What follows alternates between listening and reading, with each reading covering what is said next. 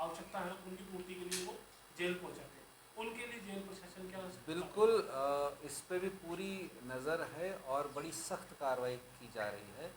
जो सरकारी कर्मी है, चाहे वो जेल सेवा का है, चाहे वो होमगार्ड्स का है, चाहे वो आरएसी का है या मेडिकल डिपार्टमेंट का, जिनका आना जाना रहता है जेल के अंदर, या अन्यथा कोई सिविलियन भी हो सकता है। मान लीजिए कोई पीडब्ल्यूडी का आदमी जाएगा अंदर, क्योंकि काम कंस्ट्रक्शन वर्क्स चलते हैं। सो कोई भी ऐसा व्यक्ति जो निषिद्ध सामग्री लेके जाएगा या ले जाने में रोल निभाता है, सो उसके खिलाफ कड़ी कार्रवाई की जा रही है ऑलरेडी। सिविलियन के अगर केस दर्ज होता है तो पूरी क्रिमिनल कार्रवाई होती है, फौजदारी प्रकरण दर्ज होता है।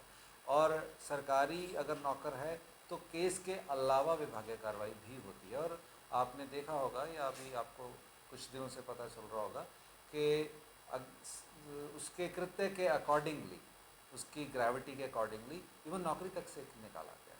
सर हमारे यहाँ के 6 केस पेंडिंग है पिछले हाई सिक्योरिटी जेल के, जिसमें जेल क्रेडिट की मृत्यु था और सामने ये गिरफ्तारियां भी हुई है, उनमें अब तक कोई बड़ी हाँ, देखिए इसमें एक बात ज़रूर है, चूँकि प्रक्रिया को हम लांघ नहीं सकते हैं। तो अगर आपराधिक केस दर्ज हुआ है तो उसकी इन्वेस्टिगेशन करना पुलिस के अपने प्रावधान हैं, उसमें कुछ समय लग सकता है। अगर हम उसकी विभागीय कार्रवाई कर रहे हैं तो उसका भी एक बेसिक मिनिमम समय रहता है। और कई बार कुछ लोग ज़रूर न्यायालय की शरण में जाकर उस पर स्टे करते हैं, तो उसको भी हम अपनी तरफ से स्टे वकेट कराने की कोशिश करते हैं। लेकिन आपको मैं बता सकता हूँ कि पिछले एक माह के अंदर अंदर 1 दर्जन से ज़्यादा बड़ी कठोर कार्रवाई। सर एक है कि अजमेर सेंट्रल जेल को शिफ्ट करने की बात सामने आई थी, शिफ्ट हो रही है या नई जेल बनने वाली है अजमेर में? देखिए अलग अलग समय पे अलग अलग नीतियाँ सामने आती हैं, और जो जेलें शहर के मध्य में आ गई हैं, एक पॉलिसी के तहत उनको शिफ्ट किया जाना है। लेकिन वो तब तक ही हो पाता है जब तक एक नई ज़मीन मिलती है, एक नया प्लान बनता है। तो एक उसके तहत मंथन हो रहा है। लेकिन जैसे जैसे ज़मीन मिलती जाएगी तैसे तैसे उनके प्लान बन के जब वो नई जेल बन जाती है तब वो शिफ्टिंग होती है। तो ये एक नीतिगत निर्णय है, और जब वो ज़मीन हमको अप्रोप्रिएट मिल जाएगी तब ये कार्रवाई होगी। प्रशासन के संयुक्त टीम द्वारा इसको एसपी अजमेर और मैंने स्वयं ने खुद सुपरवाइज़ किया, और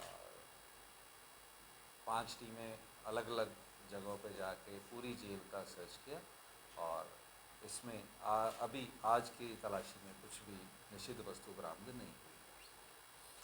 इसके अलावा जेल प्रशासन को और सुदृढ़ करने के लिए और सुधार करने के लिए सुप्रीडेंट साहब के साथ और पुलिस अफसर के साथ बैठ के हम मंत्रणा कर रहे कि और सुधार कैसे किया जा सकता है, जिससे इस व्यवस्था को भी सुधारा जा सके और जो निषिद्ध सामग्री है वो पहली बात तो अंदर जाए ही नहीं, और अगर जाती है तो पकड़ी जाए। सर सामग्री जाए नहीं, पर बीच में लगातार ये देखा जा रहा है जैसे बॉडीज के साथ जिस चीज़ की ज़रूरत है, पर ये अभी तक शामिल नहीं हुआ, कब तक शामिल होगा? जैमर जो है चूँकि नई टेक्निक के लगने हैं इसलिए उनका वर्क शुरू हो चुका है।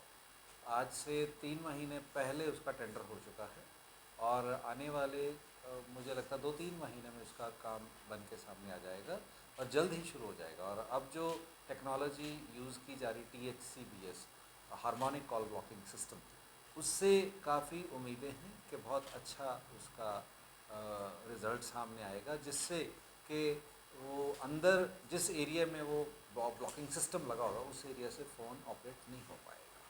ये तो बात नहीं सर, एक जेल मिलना और बरामद होना, और कुछ अपने ही लोग